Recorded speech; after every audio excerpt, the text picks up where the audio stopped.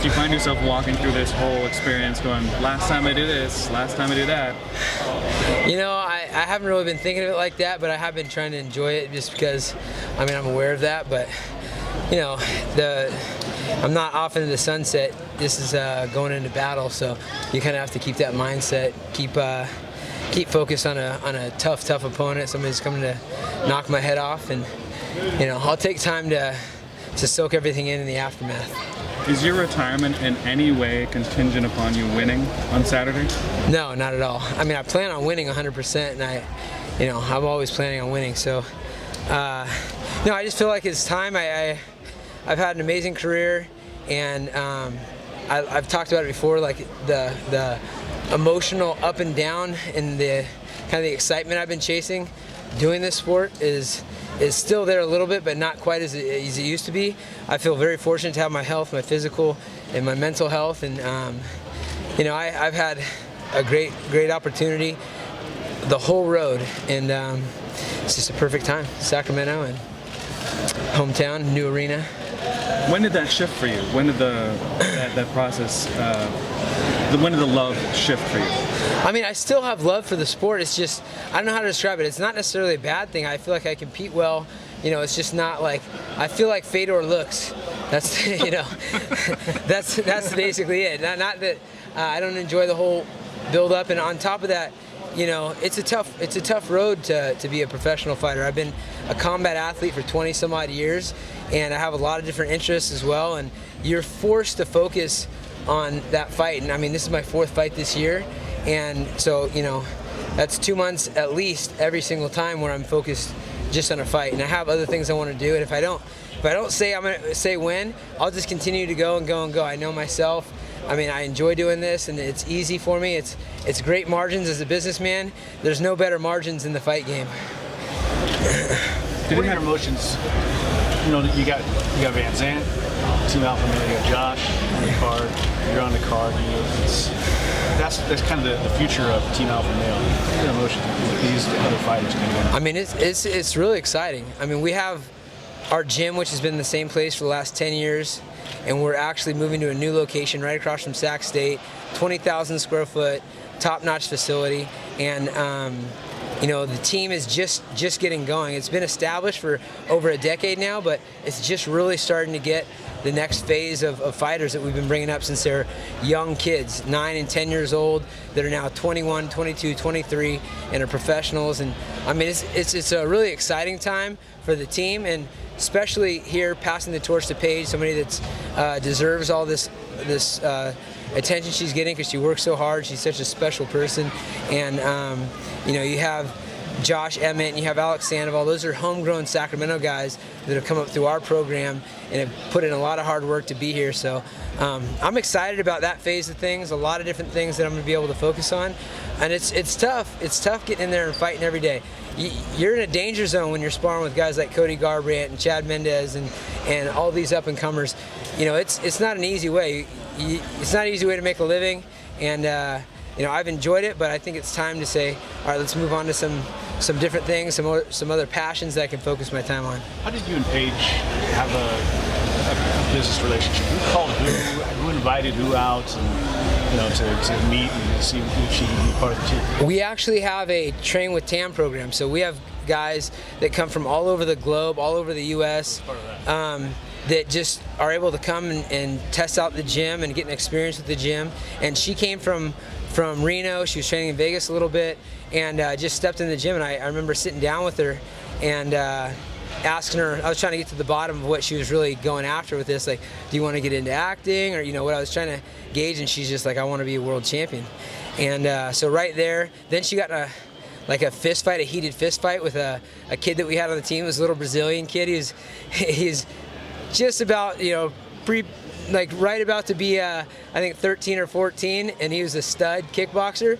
And those two went at it like a war. Like, he pissed her off and she pissed him off, and next thing I know, I look over and she's dropping knees on his head, and we had to like break it up. And I was like, all right, this girl's here to play. So that was like totally, there was no gloves? That was a street fight in the gym? No, that was in our practice, but I mean, things can elevate. Yeah, there were little gloves, but I mean, it got real, and so I was like, okay, this girl's, she's got that fighting spirit, yeah.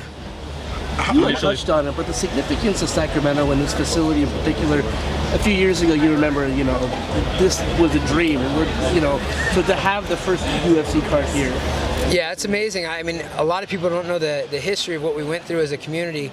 We really had to band together and fight tooth and nail alongside our mayor, Kevin Johnson at the time, to get this facility here, to save the Kings from going off to another state, which it sounded like it was going to happen. So we had to really band together, and this means a lot to our community. It's brought jobs, it's brought a new energy. Sacramento's revived. It's the capital of California, and we've got a lot of stuff to cheer for. And being here in the first arena, the first fight in the arena as my last fight is really cool, and I'm going to definitely cherish it. What happens if you knock them out 30 seconds, fight of the night, knockout of the night? You're back to Urijah Faber is awesome and just crushing people. No, I don't think so. I mean, to be honest with you, I haven't been off on my fights. I mean, my last 2 fights are losses, but it was a very close fight against a guy that was 19, a 19-fight win streak, and I just wasn't able to find any openings. There wasn't much that happened in that fight. It was only a 3-round fight. We both could have gone another 3 to 4 rounds, I assume. Tough kid. Before that, I lost to Dominic Cruz. He caught me with a punch in the second, but was there the full 5 rounds, pushing the pace. I know in my heart that I can compete at multiple weights. I just feel like, I've had a lot of opportunities. It's going to be a long road to get back to where I want to be in title contention, etc. And I have a lot of things I want to focus on. One of those being bringing in the next generation and building our team, building Sacramento as a base for mixed martial arts. I always know that a big question for you is, you going braids or not?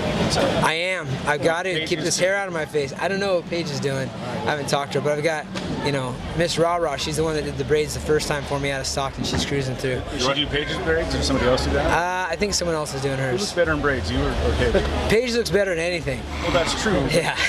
I understand that. Yeah. Braids are your thing, though. I mean, Yeah, I can rock them pretty well. I can rock them. You're right. What are you going to miss most about competing? I'm not sure yet because I'm still doing it, but I would think, there's only a certain amount of times in my life that I'm going to get to experience every single person directing their energy and focus on you, screaming at you, and so I'll probably miss that. And that's not something that you think of as a guy that's fighting in Indian casinos when the sport's illegal and, wearing shoes and, 500 people in the octagon, in the room. You don't think of these massive arenas and all these cameras in your face. You just think like, I want to go out there and fight. That's something I've been blessed with and I've enjoyed, and I'll probably miss that. When it comes to legacy talk, do you feel like you're the guy that puts some of the lighter weight classes on the map as far as helping them get into the UFC? I mean, it's been a joint effort, of course. There's been a lot of guys, but I was one of the first guys to really gain some notoriety. There's guys like BJ Penn, and there's guys like Jens Pulver and Kid Yamamoto in Japan was a big star for mixed martial arts, over on that side of the planet especially.